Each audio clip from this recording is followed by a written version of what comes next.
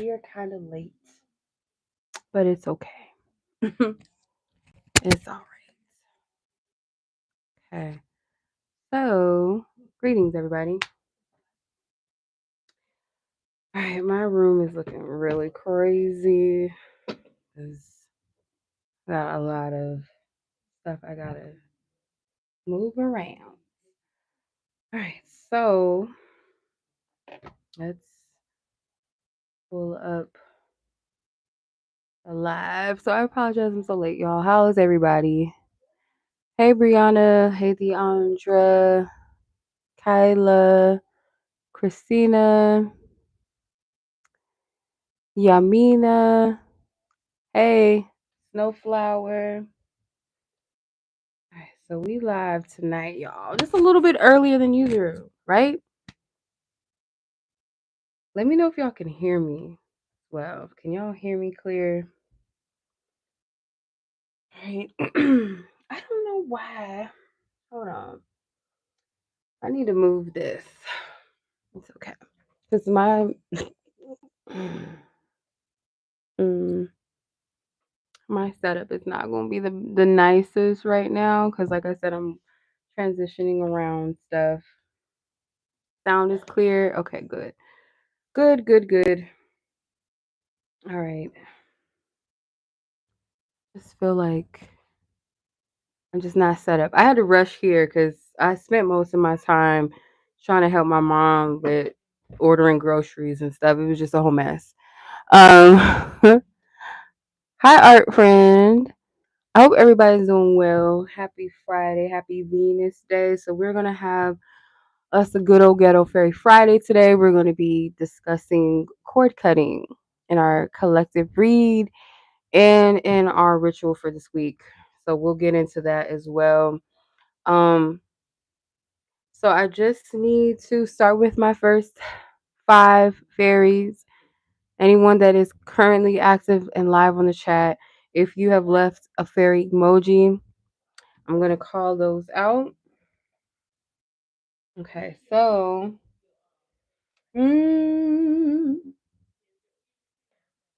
okay, Snowflower, Brianna, Deandra, Yamina. So that's only 4. Love Goddess. Hey, Brianna. So I have my 5. So if I called you, if you're still active, go ahead and leave your one question or one topic, and then we'll go ahead and get started. And after the first 5 fairy reads, we're going to go ahead and get into the collective read as well. Okay.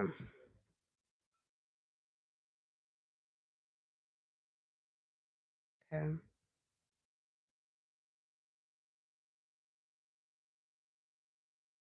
Do do do do. Um, and the cord cutting ritual. I need the timestamp, everything. Okay. Okay. So, um, yeah, leave your one question or your one topic so I could pull a card for you, and then we'll go ahead and get into the collective read. Deandra, general reading surrounding your love life. Okay.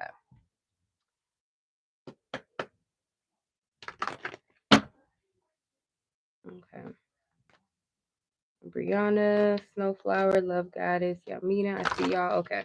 Deandra, yours is a general love message. Let's see. General energy surrounding Deandra's love life. Divine Spirit. 10 of Cups. Okay. Bottom of the deck is Justice. Top of the deck is the High Priestess. Wow. I don't know why I'm hearing command and demand. Command and demand. But like that's just speaking into existence, like what kind of relationship you see for yourself, and not mince, not try to diminish, minimize in any kind of way the type of relationship that you deserve, that you truly authentically desire? What does that vision look like to you? You know, um I feel like whatever makes your heart feel full, makes it feel light, makes it feel fluffy, like be honest in that and that conviction, because that is where your heart desires truly lie. Like if you tell yourself, oh no, that's just too much or that's unrealistic, your heart is heavy when you come from a more of a place like, okay, I need to kind of pick and choose what I want my love life to feel like or experience, or oh, because you're settling at that point. You're lying to yourself.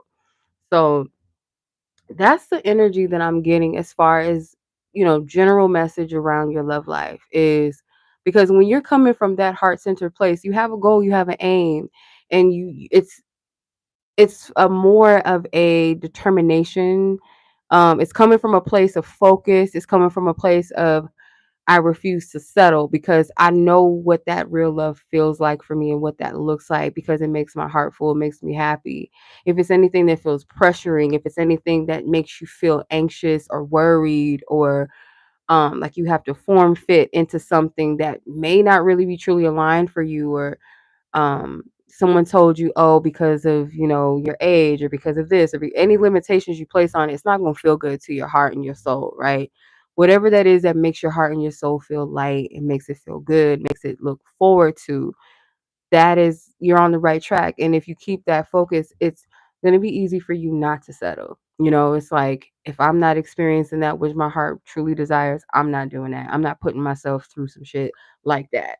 Not to say that love is just perfect and it's never going to have its challenges, but it's a difference between like real love that goes through some shit versus love that you're settling and you're being mistreated, and you know what I'm saying?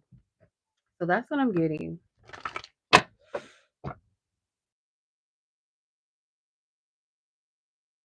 All right, Yamina. Where should you place your focus right now? Where should your focus be placed right now? Let's see.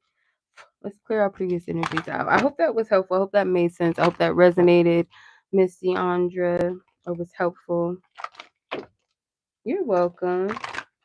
Hey Kay, how are you? Happy Venus Day. Let's tap in. Yamina.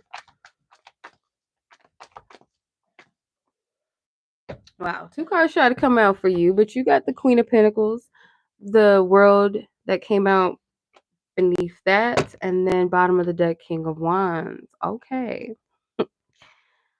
So your focus right now most definitely should be on yourself. Um, if anything, if love, because I feel like that King of Wands can represent like a person that is to approach you, pursue you. Hey Tawanda, show up for you, The Queen of Pentacles, she's present, she's receptive, she knows what she's carrying, what she's holding, she's knowing her value and her worth. And I feel like right now you're at a good space within yourself where you're really not in a place to be distracted. Your spiritual team is like, don't be distracted by other things that's going on. You might even be called to it's like I hear the word excel. So you could be excelling in some area of your life, or you're very close to some sort of like victory, a triumph, something successful taking place for you, and you don't need to be distracted right now. And if anyone does, you know come in, someone that may be interested in you, you might be interested in them. It's like this person's energy, I feel like, has to be um grounded or solidified in a certain level of confidence at this point in this time in your life, or that place that you're growing into. um your focus right now most definitely should be on yourself and whatever it is that you're cultivating. Anything that is not like contributing to that is a distraction. That could be anything. Doesn't even just have to be like romantic suitors and things like that. Anything that's taking you out of that focus that you should be in is a distraction. Anything or anyone. And when the right time comes, when you're in that state of, you're still receptive. Just because you're focusing and cultivating and building doesn't mean that you're not receptive to love. Like you could still be receptive to other blessings in your life while being focused on what's in front of you right now. So that's kind of the energy that I'm getting. Like just because your energy is focus on cultivating, building, whatever that is for you, whatever you're nurturing when it comes to your own energy doesn't mean that it's closed off to any other blessing. But if anything is of value and worth, it has to show up. It has to contribute something. Otherwise, it's a distraction. Does that make sense? All right. I hope that makes sense, Miss Yamina. I appreciate you, sis. Thank you, Kay. Yay. Happy Venus Day, ladies. If I didn't say that already, I probably did. All right. Brianna, energy surrounding your options. You used to say the pickings were slim, but you don't know. You feel like that's changing. Okay. You're welcome, sis. My pleasure. I appreciate you. All right, Miss Brianna, let's see. The energy. Energy surrounding your options. All right. Top of the deck, 8 of Cups. Top of the deck card is the 3 of Cups.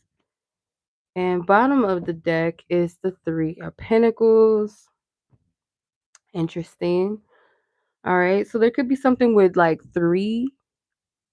Okay. Could be 3 options. Spirit is saying that you're still in a place where you're soul searching or you're seeking your own fulfillment right now. So you might be emotionally still healing, still releasing, still accepting something that you had to walk away from. If not a person or relationship, then it could be like an emotion, like, okay, you know, I'm going to just move past this. I'm not going to dwell in this energy or this emotion. I'm seeking my own fulfillment and my joy. As long as whatever these options are presenting themselves to you, give you the opportunity to build, I would say more so like social wise, getting to know people, not really jumping the gun so much when it, like if you're dating with intention, still yet and still get to know people as you would a friend. Like, I mean, of course it's going to be a little bit different getting to know a friend that you have no intentions romantically with, or sexual, but with that, still that pretense of I'm getting to know a person's character, and if this is somebody that I would actually vibe with, you know what I'm saying? Like, can we really get along, and how does this contribute? How do I contribute in their world in a healthy way? Like, is this even somebody at the basis like I could even like, get to know, hang out with? And pace yourself, take your time, because these options are presenting themselves to you, and I feel like spirit doesn't want you to be too emotionally invested before you get to know the character of a person. You know what I'm saying? If that helps, getting to know a person socially, friendship wise, what does this person contributes to the world? Like, who are they as a person? That's the biggest thing. And does that align with what I'm contributing or what I desire to, and vice versa?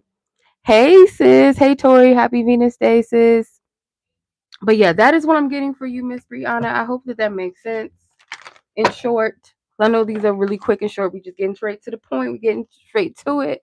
All right. So, yes, hit the like button, ladies. I appreciate that. Thank you so much. All right, Miss Snowflower. Your question is there still hope for your relationship, or is it over and you need to move on? Okay. Tough question. But we're going to do it. we're gonna get to it. It's okay. We're going to get to it. Tough question. No, not too tough. It's okay. It's not too tough. All right, child. Let's see. You're very welcome, sis. My pleasure. I appreciate you. All right, Snowflower, this relationship that she's inquiring about, divine source, is it something she should work through, or is it best to walk away from this connection? All right, cards sticking out. King of Cups. Okay. There is a love. I'm not getting that it's not, but you got a little, this person, I feel like you showed up in the best of your ability. I do feel like this person might be the hard cookie. You got the 7 of Wands at the top of the deck. Bottom of the deck is the King of Swords. Although there may be love there, this person might be someone that is not allowing you to fully engage or to connect on a deep level. It's like if I keep showing up and I'm pouring in, I'm pouring out, and this person is just, they're not showing up in that same capacity, it's almost like you are running into this brick wall where this person, it may not necessarily be that they just don't want to give. It may be that sometimes people, it's not that they don't want to, but it's like if they don't allow themselves to rise to the occasion, whether it be fear, whether it's I have to work through my own traumas, my own pains, my own fears, and if someone's not willing to do that, they're just choosing not to, or they find it to be too difficult for them to be vulnerable, to be open, because the truth is, love is a very courageous act. Because to love purely and authentically, you are going to have to be vulnerable. You're going to have to show up and say, I could get hurt. This person could think that I'm stupid or I'm doing too much. But the bravery to say I'm going to show up in love and just love authentically and freely, allow myself to receive love, because some people, they may want love but they don't know how to receive it, even if you're giving it to them, they may not know how to receive that. And if they're not willing to work through the wounds that doesn't allow them to, that may have that block, that have caused that block, they don't want to face those realities, those truths, those traumas, then it's easy to just push it away, right? It's an easy default to just be like, I'm just not going to touch this, I'm not going to deal with it.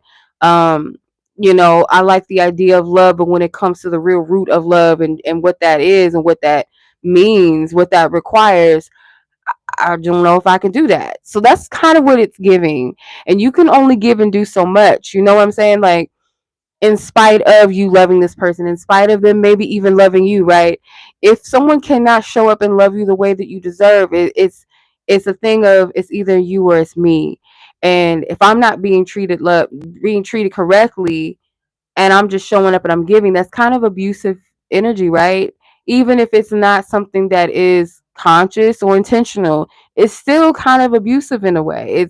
It's still a avoidant energy. It's still a almost an abandoned energy, right? Like it's you're abandoning the person you love by not giving. You know what I'm saying? So if you're the one that's constantly giving, and naturally love is a fair exchange, right? It should be a mutual exchange. It doesn't have to look exactly the same in a way of, my love language is the same, but the willingness must match. The willingness must be an equal pour and equal share. And if it's not, then unfortunately, it's like it's harmful to the self, right? It's harmful. It's unfair. It's painful. So the other person that is willing to show up is giving, you know. And the toughest thing ever is going to be walking away or letting go and putting your foot down with a person that you actually love and may actually love you back. But is that love enough? Is that love fulfilling enough and healthy enough for you to sustain and be in, is the question. So I'm going to leave that up to you. I'm not going to answer and say, oh, yeah, just walk away, girl, or girl, just stay. I'm not going to tell you that. I'm going to leave that up to you to decide, because at the end of the day, it is a self-love journey that is involved.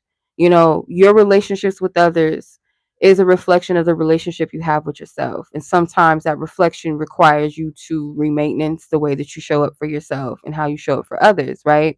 And if, like I said, if you're giving all that you can, then that means it's a reflection back to self of, am I maintaining and taking care of myself in the way that I deserve? Am I allowing others to treat me in a way that I deserve or not? Is really the thing here. So I hope that that resonates. I hope that makes sense. I'm sending much love to you, sis. All right. Okay. Love goddess. How will you get your inheritance this spring? Interesting question. Let's see.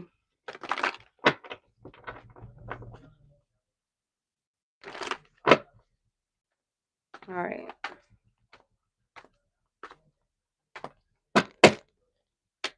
Page of Swords. Okay. Hierophant at the top of the deck. Bottom of the deck is the Five of Swords.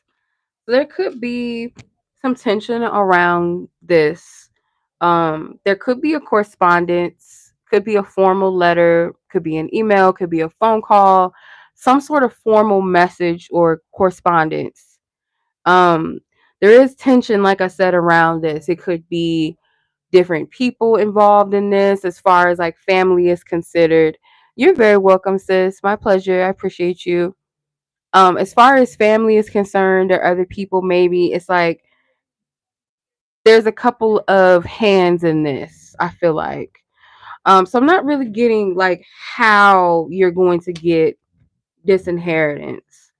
Um, if anything, there might be some sort of mediator, like a court ordered document or some sort of lawyer involved or something like that.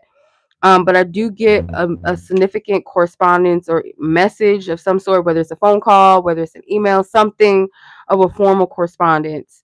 And there is tension around this with other people involved that may be waiting to see if they're involved in the inheritance or something like that. Um, but there is somebody in the middle of some sort of lawyer or a mediator in between this that is going to be the deciding factor of this, or going to be the one that, what's the right word that I'm looking for? I don't want to say officiate because I don't think that's the right word. Will you receive it this spring? Mm,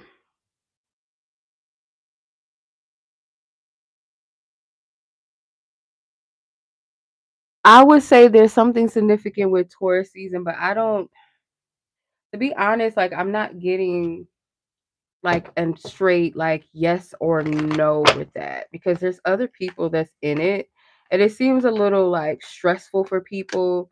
um the Lovers card did come out, so there's a good possibility potentially that you will, between maybe Taurus or maybe even Gemini season. Okay, I don't know why I get like other hands in this, like it could be family, it could be other people that may be expecting something out of this, or maybe if it's not out of the actual inheritance, maybe through you, like they're expecting something from you potentially. But yeah, um something with Taurus or Gemini season or in between that time is very significant to this. I'm gonna just leave it at that because I don't want to fish for something that I don't see. Because I'm not getting a yes or no to the inheritance, but the time, as far as the time frame, if that's what you need, I'm gonna say most likely between Gemini and Taurus season, if that makes sense. All right. So that is the fairy reads. We're gonna get into the collective read now, where we're gonna be talking about cord cutting. It is Venus retrograde, and Venus retrograde has already been trying. You're welcome. Thank you so much. I appreciate you as well. Venus retrograde been trying already. I don't know about anybody else, okay? If y'all been experiencing some things popping up, maybe physically people trying to come back around, breakups, trying to reconnect, love opportunities just coming out of nowhere, people feeling themselves, trying to see like, what's up with you, right? Or just like memories of past relationships or connections, friendships, family dynamics, because they don't just got to be about romantic love now, okay? Kind of testy energy too when it comes to the self-love thing, self-worth. The fact that we have a Venus retrograde during Pisces, and I believe it's going to extend into Aries, the beginning of Aries season, if I'm not mistaken. I really feel like it's going to challenge the self-worth and how you view and how you see love and yourself in that, like your truth, discernment, your intuition when it comes to love. Are you living in a fantasy when it comes to relationships, or how you see the people in your life, so let's get into the collective read. We are now at 24 minutes and 21 seconds. All right. Fun part, collective read. Let's get it. I think I want to use my tarot, the Wizard of Oz tarot, for this. I think that's what I'm going to. I think that's what I'm gonna think so. We're gonna use that. We're gonna use that. Um, all right. So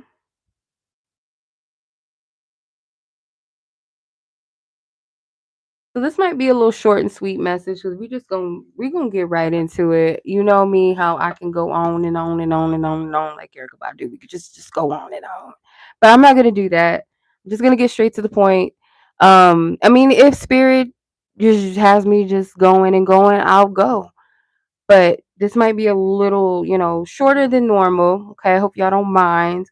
Um, so we're gonna tap into the unfinished love stories here.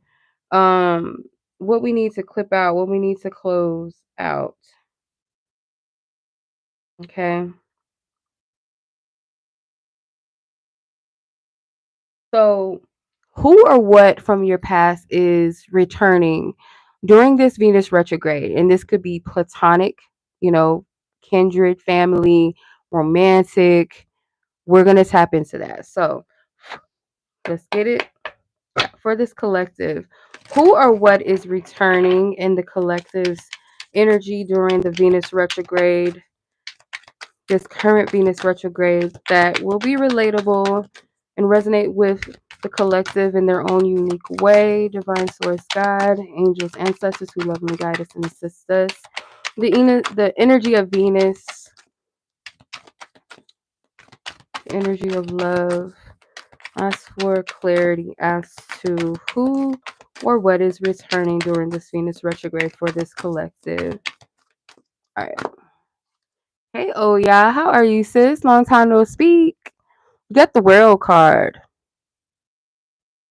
So the World card depicts Dorothy, that part where her house finally lands after that tornado, and then she opens the door and now it's colorful and she's in Munchkin Land.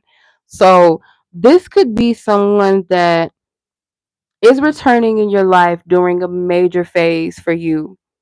This might be someone that either is, this is so weird because it's almost like some of you, this is like a actual literal person that you already know returning, where it's someone that feels very familiar to you. And it's funny because you got the Judgment card at the bottom of the deck. And the Judgment is, I believe this is the scene depicting when Dorothy is about to go back home, back to Kansas, actually. Top of the deck is the King of Spears, which is the King of Wands, the Cowardly Lion depicting the King of Swords. If I said the King of Wands, my bad. King of Swords. This could be somebody that is coming back now that you're it's 111. It's 11:11 where you are. It's interesting. This could be somebody that either is very familiar to you in a sense of like you feel you've met them before, but maybe not really. Um, you've never met them. They may represent an archetype. Or for some of you, it is somebody from the past that just didn't have the courage, didn't have the confidence to like communicate, be honest with you. Hey, Lene, someone that didn't have the capacity to tell you the truth or just be their authentic self, or maybe even just like approach you, like, or if they did approach you, this person could have ran. I feel like this person deals with a lot of internalized like fears and insecurities and anxieties, inadequacies.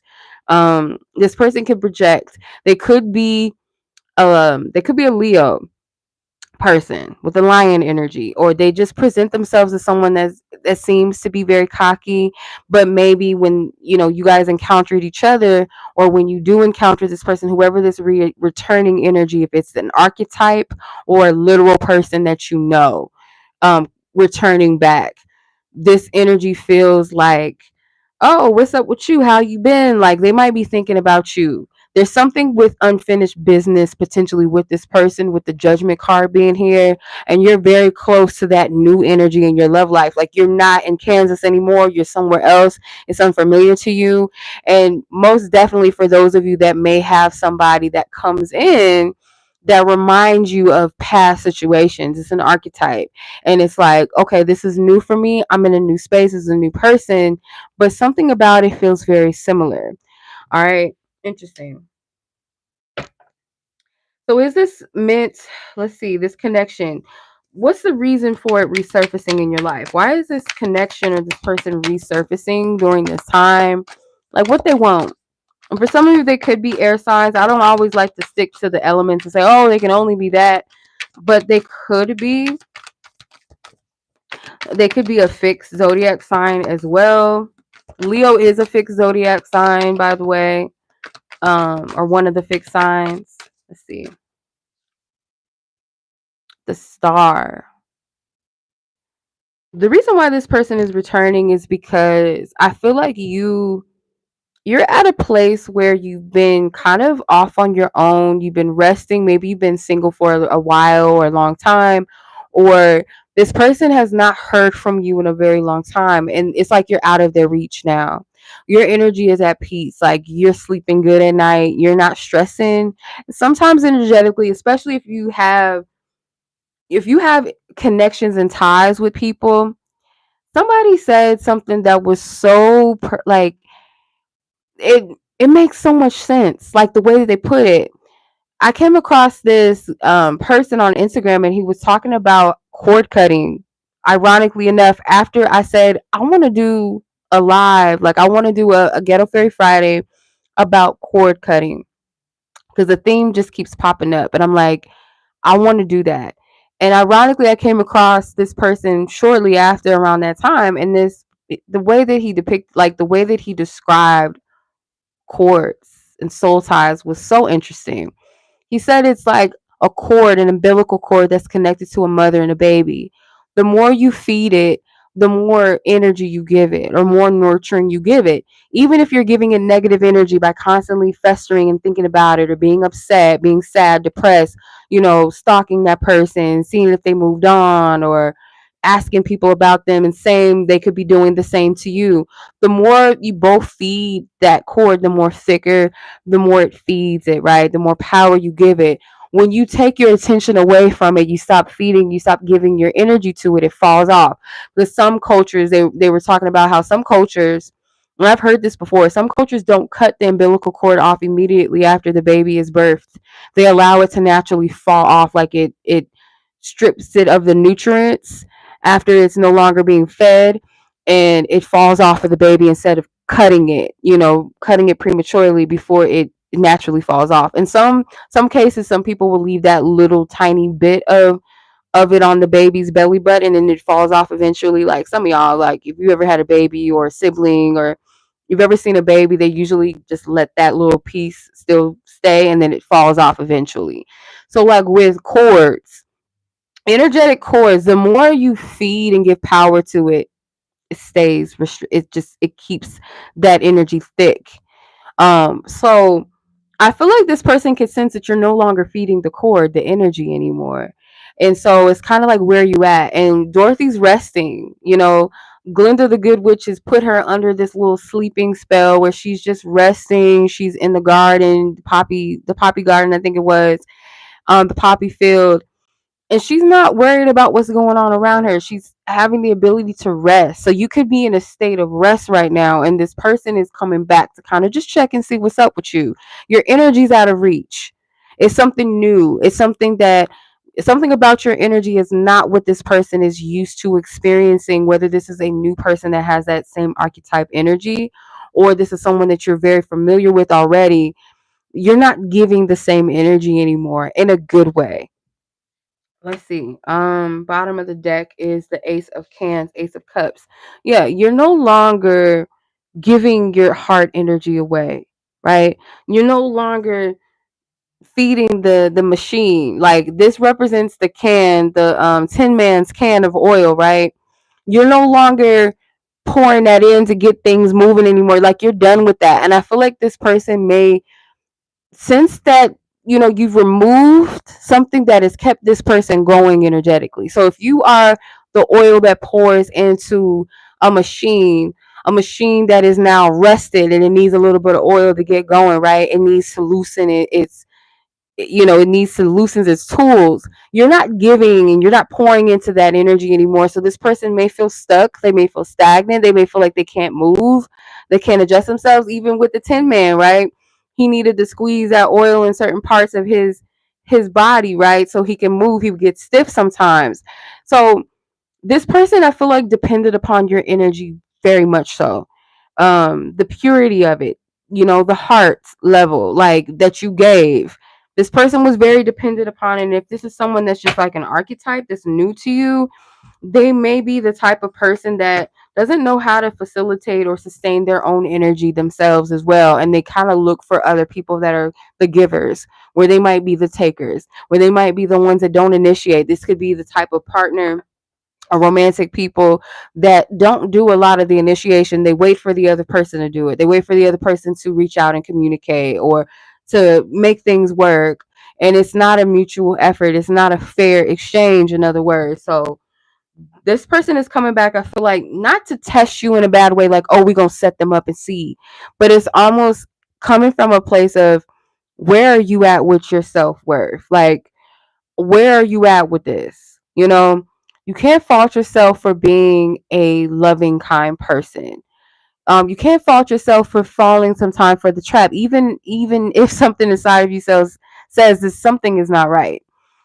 But you do have to hold yourself accountable though when you recognize that something was not for you, and maybe you participate in it and say, I'm not going to beat myself up, but I'm going to take ownership and I'm going to do better or do different. All right. Ooh, he doesn't communicate much, just left alone. Yeah, nobody got time for that type of stuff. Like, it's just not worth it. Is this meant for closure, karmic release, or rekindling? Based off of the energy, it does seem like it's meant for closure and release. But let's see. This energy that's returning, or that has returned, or something that has a familiar essence or energy archetype. Is this meant for closure, cleansing, or rekindling? You have the Eight of Bricks, which is the Eight of Pentacles. And I believe this is one of the Munchkin Land people, if I'm not mistaken, but it's neither here nor there. The bricks represent the yellow brick road, the path. I feel like this is more so of a cleansing thing. This is like a part of you doing some sort of work or continuing that, because the Eight of Pentacles is pretty much like continue the grind, continue the work that you've already been initiating, the efforts that you've been putting in, like continue to do this. So this is coming in as a means to continue to help you work and clear, maybe even a bit of closure. You have the is this 5, 6, 7? Yes, 7 of Cans is the 7 of Cups. With the Wicked Witch of the West, she's monitoring and keeping tabs on Dorothy. And it has the Tin Man's hand in there. I think it has everybody's hand in here. I can't really see. It has Toto in there. She's monitoring what's going on in this person's life. So this is to clear this energy out, because sometimes, like, the people that we're attached to, they might be attached to other things or other people that don't mean them well. So whoever they're attached to is like, you know, it could be people as well that you have in your life that don't really wish you well. They're just there to kind of keep tabs and see what you're up to, try to calculate your blessings, your wins, sometimes even to see if you're failing, if you're struggling, if you're sad. It's giving this energy, like, I don't feel like this person's intentions are to give anything. It's just to monitor, it's just to calculate, see what they can get, see what they can take. So I don't like this shit at all. You do have the Knight of Cans at the bottom of the deck. There could have been somebody that has good intentions for you that may be warning you about this person. With the Knight of Cans, this is the Knight of Cups. This depicts the man that was like a psychic, the guy that was like the fortune teller in the beginning of The Wizard of Oz, where Dorothy went to go see what he saw in his crystal ball. He's one of them pack up traveler type of people. They're not, it's almost like this person may have intentions that appear to be good, but at the same time they're just trying to survive. At the same time, they might have a little good in them, like, okay, I can be honest at times, but I'm still trying to like get mines. So this is the energy that this person is giving. They're trying to get theirs. This person's not coming with the purest of intentions. The Temperance card is depicting Dorothy throwing that water on the Wicked Witch. And eventually that's like, I'm allergic to water looking ass bitch. Like, she dirty. I feel like that's what it means. Like, you just a dirty motherfucker. And soon as somebody throws some water on you, you just disintegrating. But this could be in a sense of like, when you might be Also helping this person learn a lesson. As far as mutual exchange and giving is concerned, you've had patience with people, or you've had patience with this person, and it could be that you're here to reflect something on this person that they need to work on, that they need to cleanse and release out of their life. It also gives you also a clarity too, that whenever you pour into others, you give from a good intention or good place, that some people, they don't know how to act. They actually show their ass. Like, sometimes like good women or good men, good people, when they show up for people that they shouldn't sometimes, or people that just don't know how to give, or they're just assholes, they show their ass even more. It's like, to the wrong man, you'll never be a good enough person for them, because it's like they take that kindness for weakness. They know that you're a good woman, or they know that you're a good man, and they'll just look at that and be like, I'm gonna treat them like dirt. But the person that treats me like shit, or is equally as toxic as me, that's the person I want to be with. That's the person I'm giving all my time and my energy to. You know what I'm saying? Like, but it's a psychological thing with wounded people.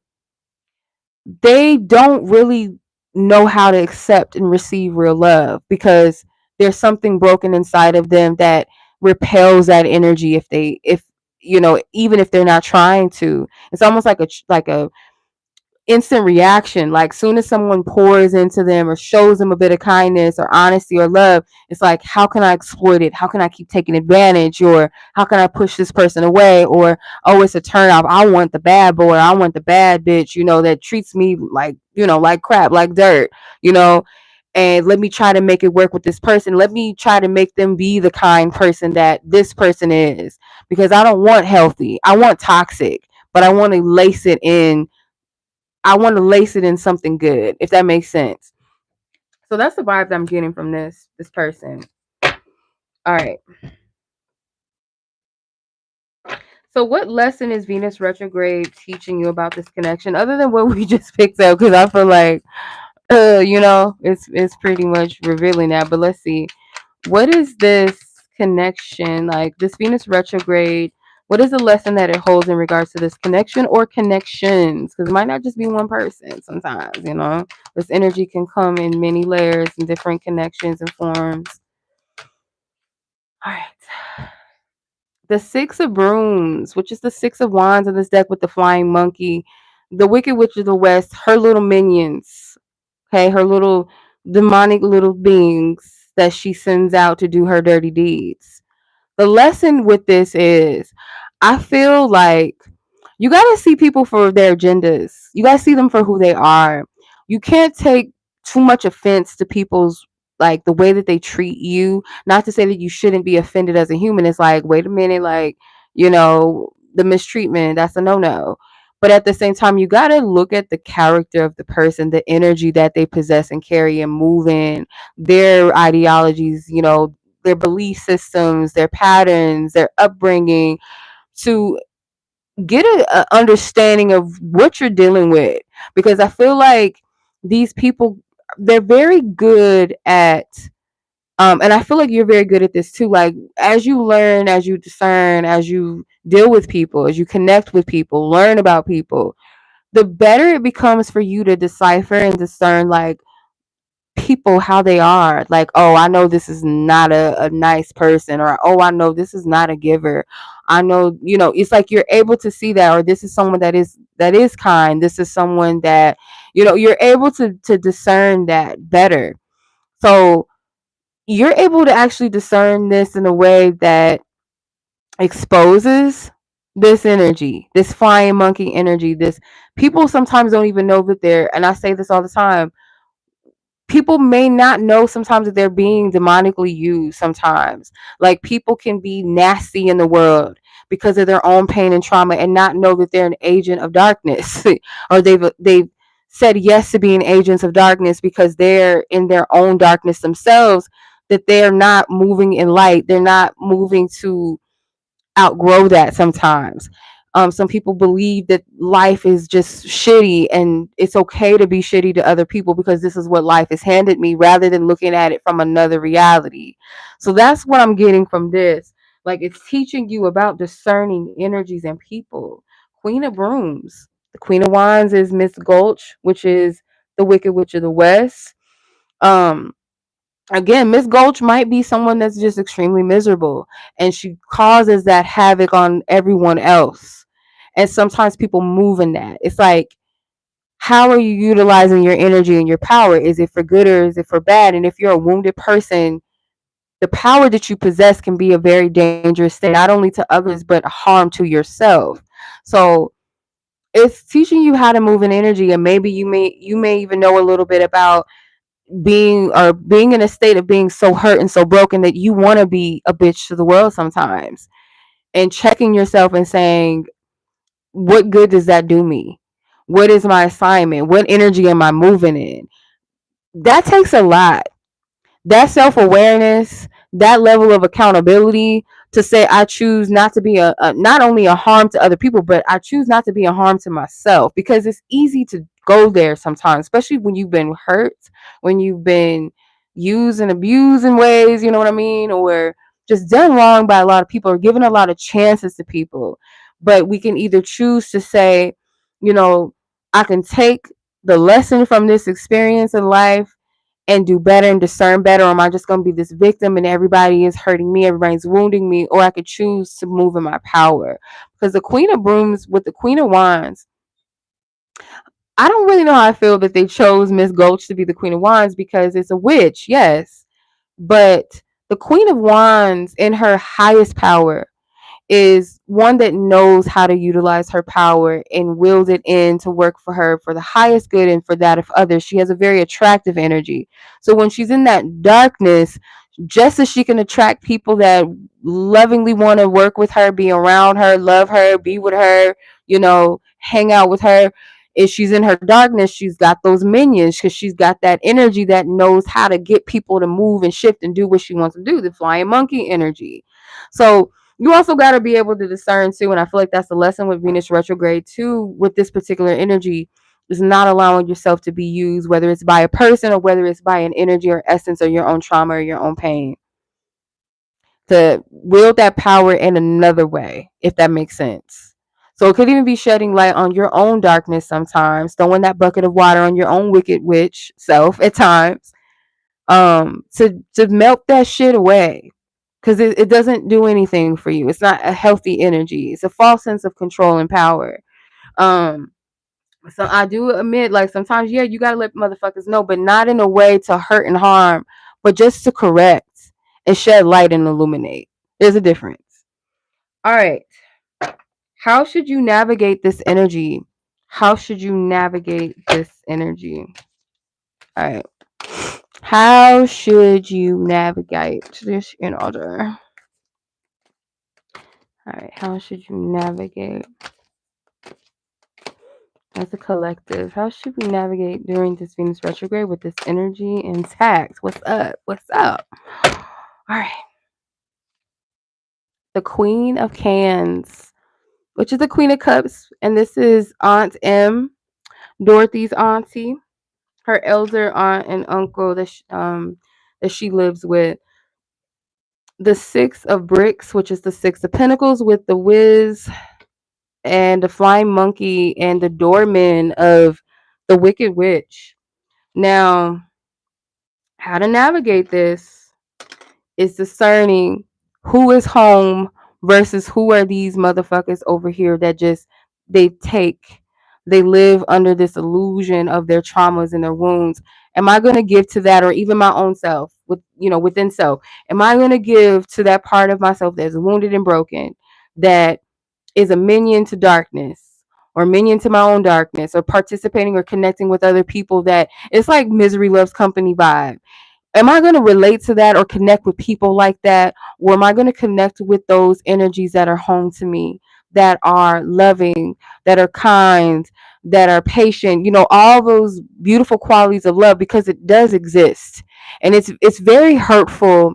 I understand if you've been raised or you've been in environments, all you know is trauma and pain and anger and hate and jealousy and gossip, and you just that misery where you've never been poured into. And when it happens, you don't know how to accept that. You don't know how to embrace that. Case in point, your girl right here. I don't know what that's like. I grew up in an environment as a small child, very young, being called names by elders, by caretakers that are supposed to be loving and pour into you and that sweet, old, elderly, loving energy. But instead, you're being called idiots and you're stupid and yelling at you. And it does something to your nervous system to where you're taking that trauma in as this is what's normal, even though the truth of you knows that that's not normal.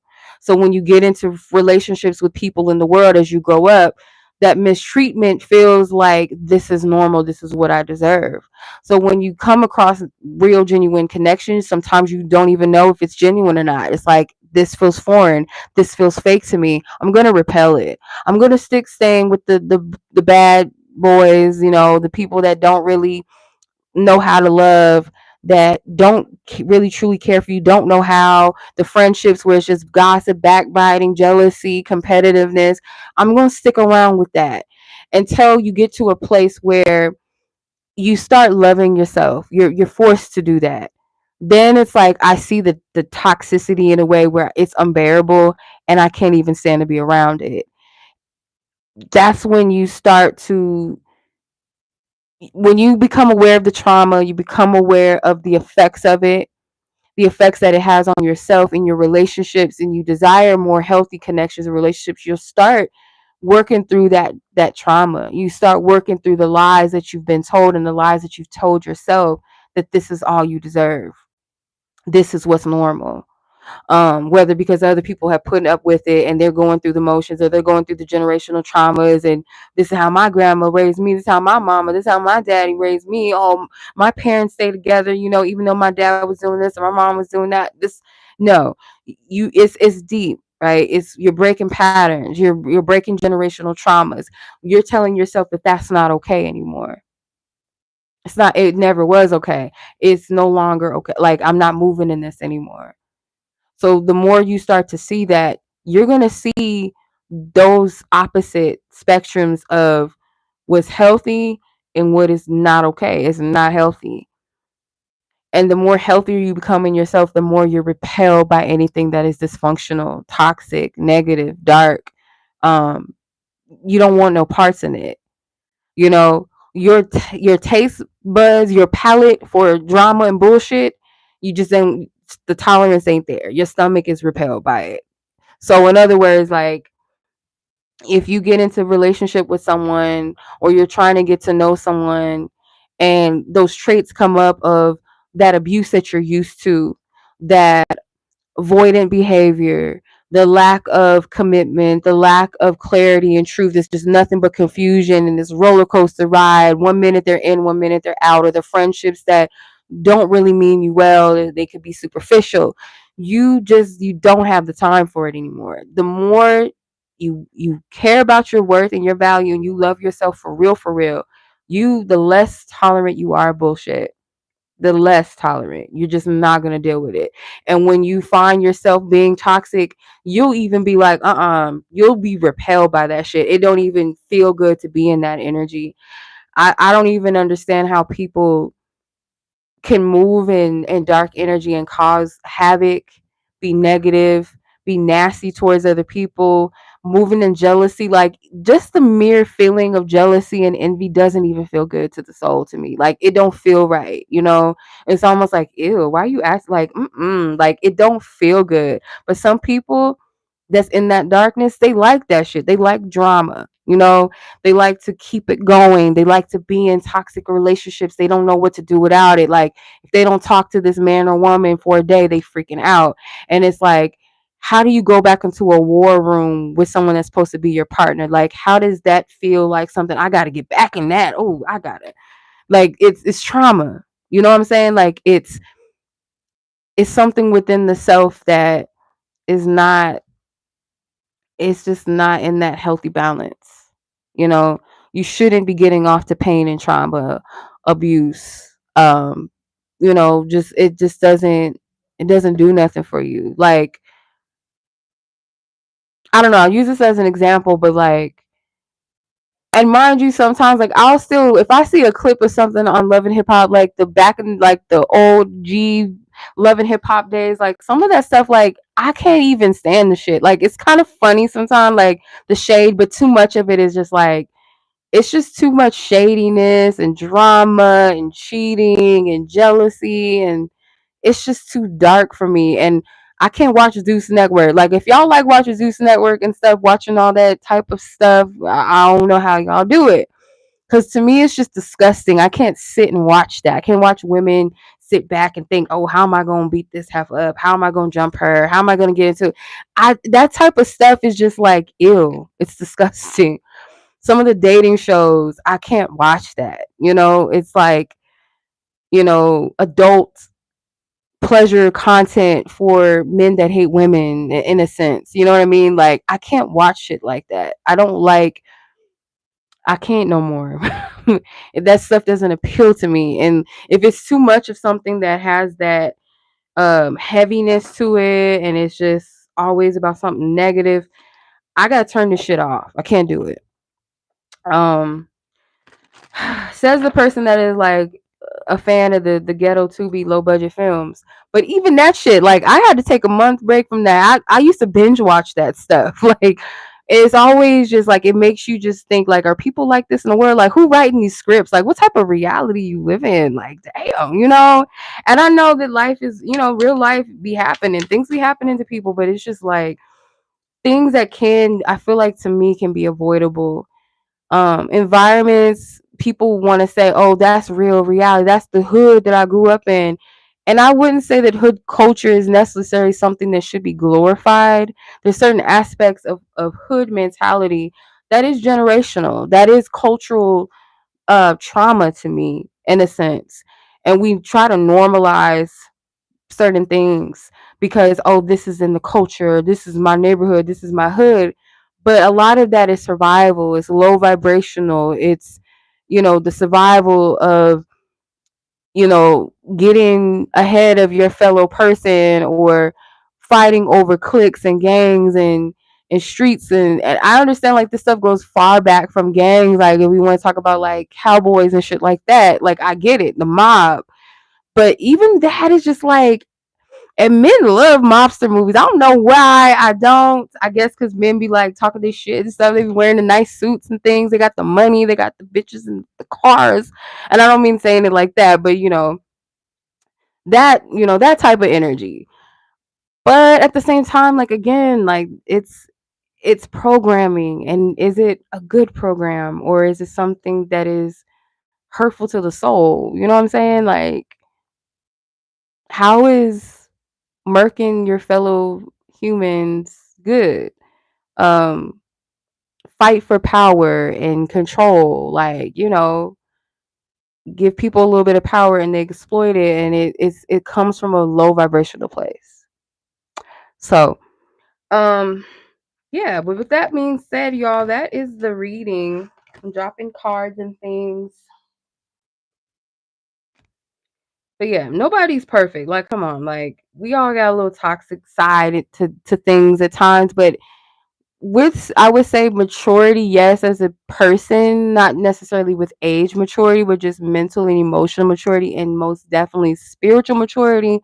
The more you check yourself, we're never going to be perfect human beings, but we have to strive at least to be healthy people, right? Living a healthy lifestyle. And to be healthy is not to deny the dark side of life. It's to be honest and real about it, but that doesn't mean like you okay it, that you condone it. You know what I'm saying? It's a difference between acknowledging the reality of a situation versus being completely just okay with it, or sitting in something that's not healthy. There's a difference.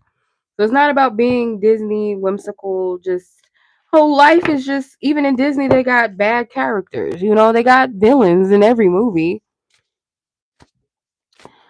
I'm gonna pull a bonus card as a message for you guys, and then we'll get into the ritual. It's really short and sweet actually, but this isn't the longest live, but I appreciate you guys for showing up anyway. It's very important to release and cut what we need to. You're not obligated to hold on or keep things or people in your life that aren't good to you or good for you. You know what I'm saying?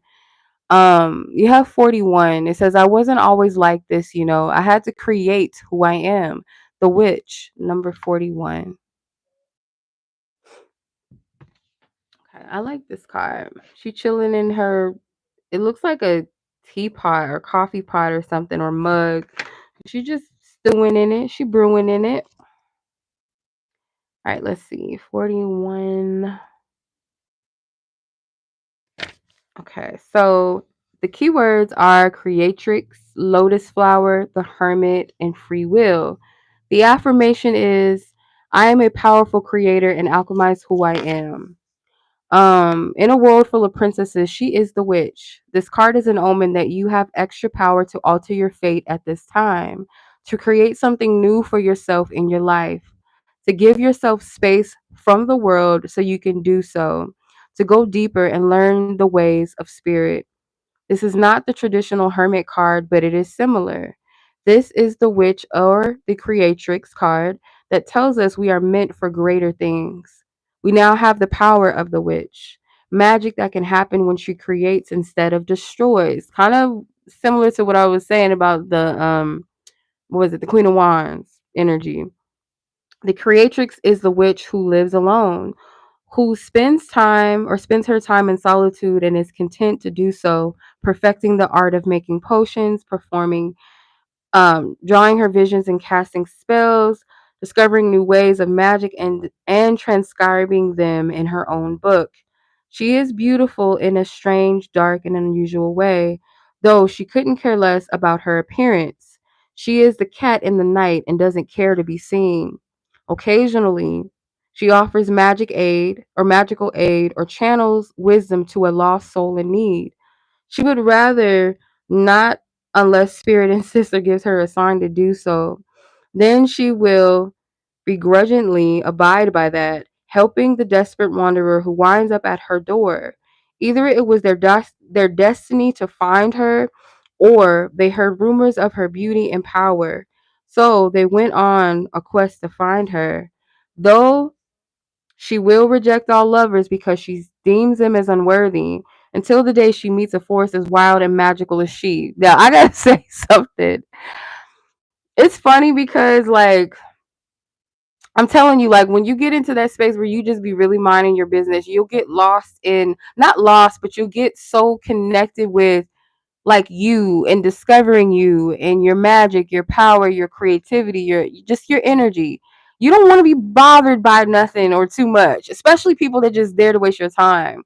When you get to that place, like, even with lovers, like, you're not gonna just enter, like, I don't care if you fine, I don't care if you got a nice car, if you got money, I don't care about none of that.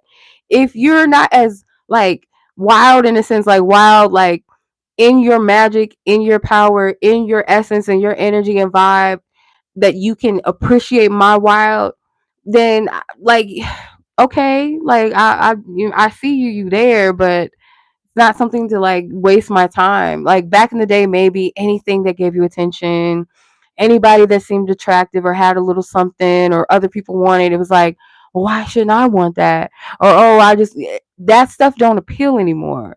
The more connected you are with the creator, creatrix inside of you, the more you connect with your inner magic, your inner wild, you're not appeased by the surface shit anymore, because it's like it has to identify with a level that sees me and I see it on a soul level. Does that make sense? On a spirit level. Spirit has become her greatest friend and is a strong force within her. The creator of nature, or the creatures of nature, keep her company and alert her when others are near. She comes from a troubled past of which she does not speak.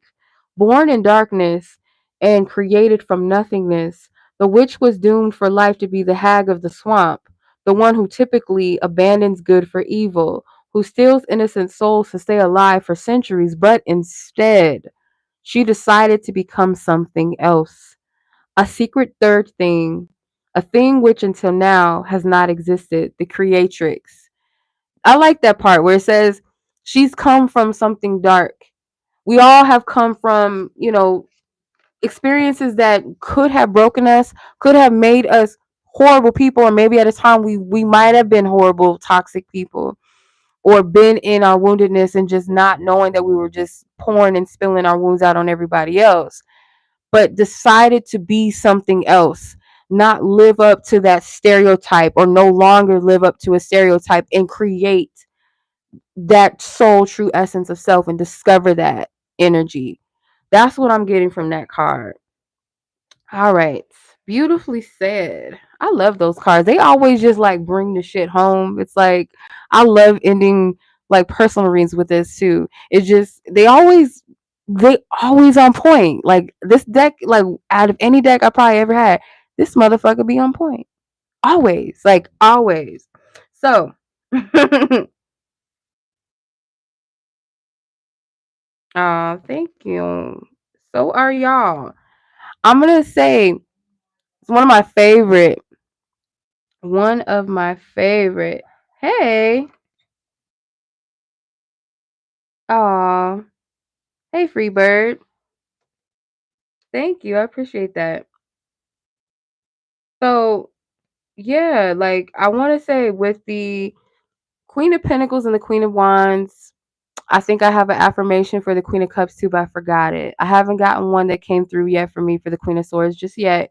But the Queen of Wands is I attract, I don't chase, I attract. The Queen of Pentacles is I can't remember. I bring value to every space that I occupy, I believe is along the lines of that. I bring value to every space that I occupy. And then the Queen of Cups was something about my heart is sacred and it is full and abundant or something like that, or it's ever flowing. So say those affirmations if you need to yourself.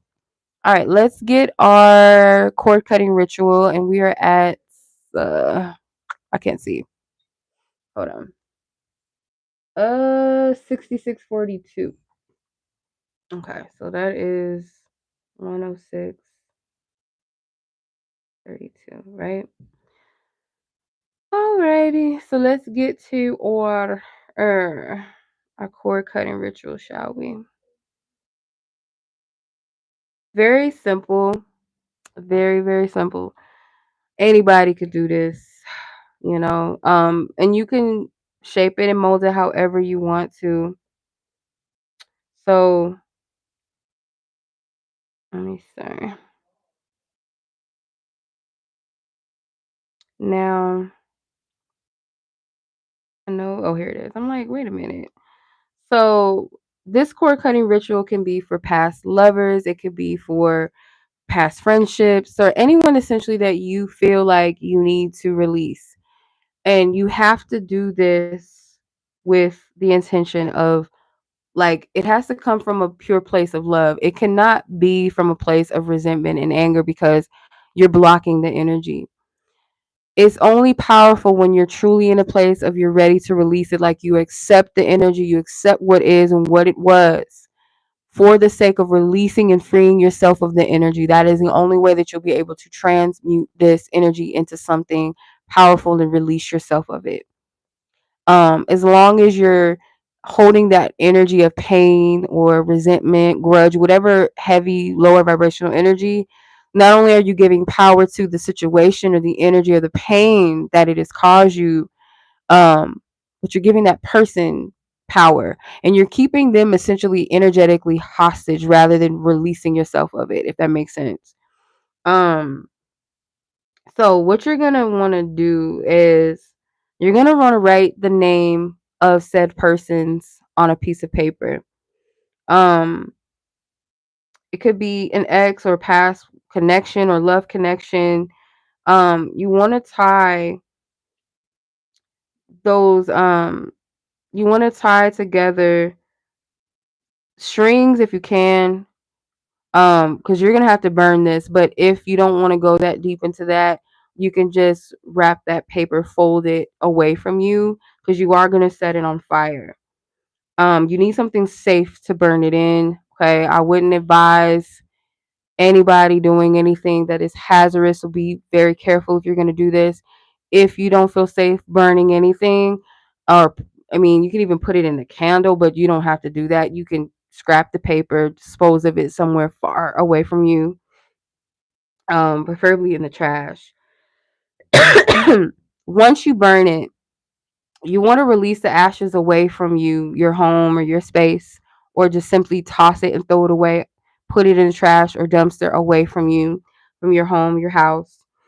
Um, but before you do that, you're going to state and affirm that I release all cords, I resolve all cords, energetic cords between me and you. And I find it be funny sometimes. I find it funny that people say that they've done a cord cutting release and then that, oh, the person, the person is still popping up or I'm still seeing synchronicities. You got to discern energy. Unless it's someone that you shouldn't be cutting cords with, like a person like, oh, it's just so hard and it's not working out. I just want to give up.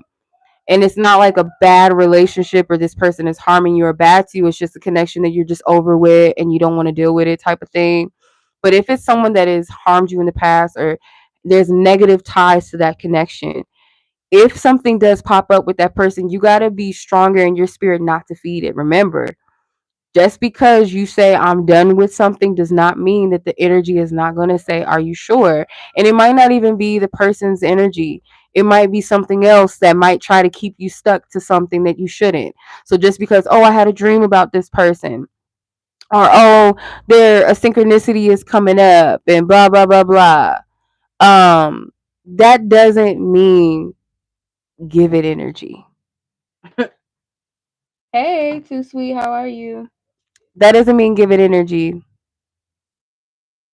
Don't feed it. Remember, you're giving energy and life to it. The more you say, yeah, I set my intention, I'm done, I'm good, and not go back to it, not feed it, or because oftentimes too, people can feel that. Like, whenever this is like one of the most, like, if you never ever needed confirmation of things, like, if you ever look back at a time where you cut somebody off or you've moved on or you're happier, or let's say it's an ex that you moved on from and you're talking to someone else, you're vibing, you like someone else, and then this person pops up out of nowhere trying to talk to you again, that is a clear tell sign that that shit worked, because it's like they trying to, like, what's up, what happened, you know what I mean, like trying to reconnect with your energy.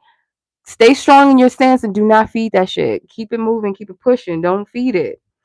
um After you're done, it is important that you wash your hands energetically and hygienically, of course. Like if you got smut or something on your hands, or but spiritually and energetically, washing your hands after spiritual work, especially after you do some sort of clearing and cord cutting, releasing type thing, you wash your hands of that shit energetically. Wash that shit. Wash it off your body, head to toe, whatever. Um, but why it's essential is it releases residual energy when you do that. Um, like rituals that invoke working with energy, spirits, intentions, washing your hands removes any lingering vibrations that may not belong to you, maybe never did, right? Prevent spiritual attachments. Some rituals, like especially those involving like cleansings and protections, banishing, can stir up stagnant or negative energies. So just washing ensures that you don't have anything that lingers on your hands. I have personally, like, I use Florida water soap to wash my hands. Some people, it just plain old Florida water, like cleansing their hands with that, or some sea salt water, or just washing it under a faucet and letting that shit drain out. um Fine, cool. But your energy, your hands hold a lot of energy, right? That's why you don't let anybody just cook your food. You don't let anybody just touch you, play in your hair, do your hair. You don't just shake anybody's hand. Like, hands is a very powerful portal, a space of energy point. So, like, washing your hands and all that is important. So you want to make sure that you close out the energy properly. Any words or actions or prayers or visualizations that will signal this is completed, it's done. Um, you want to prevent any energy transfer that you've worked with. Just make sure that you cleanse your areas out after you're done and get rid of anything that you're releasing. Like dispose of it somewhere far away from you, no longer in your space or your home. Like, let it go. But yeah, water is a purifying energy. It does reset too. It purifies and it resets. It's also a portal of energy. So wash your hands, okay? Visualize any stagnant energy being cleansed away from you, any unwanted energy being washed away from you or going down the drain or off of your body. But other than that, y'all, you keep, yeah, girl. I keep that Florida water soap on me too, child. I sure do.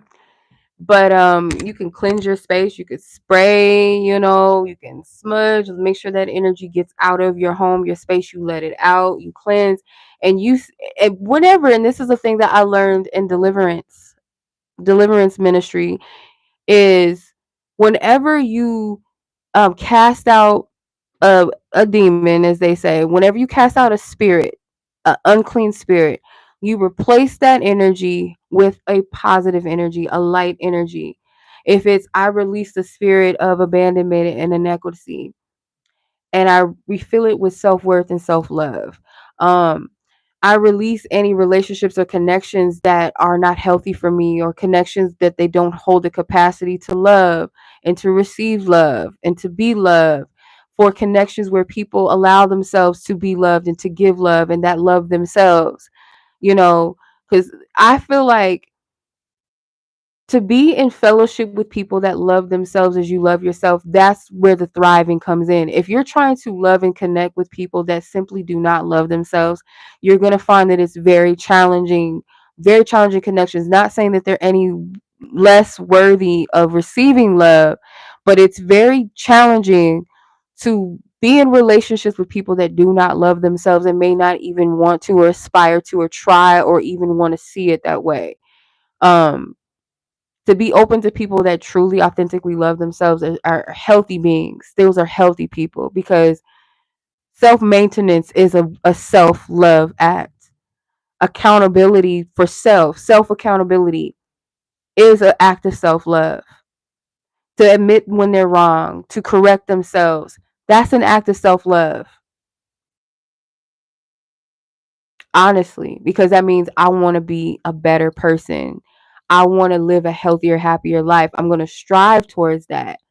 To say I don't want to do that is saying I don't give a fuck about my well-being, and I don't care about who I hurt either. So I don't care about your well-being. That's what it's giving. So I hope that makes sense. Hey sis, how are you? But yeah, that is the reading, the live, y'all, the ritual. I hope you guys enjoyed this one. I know it was a little short and sweet as usual, but I appreciate y'all. It was my pleasure. And I really hope that you guys take heed to this message and apply it in a way that is healthy and happy for you, and powerful moves for you as well. May this may this Venus retrograde be kind to you, or at least be a very powerful motivator and game changer for your journey of love with self and the world around you. And as always, much love. Y'all be blessed, be safe. Take care. Peace.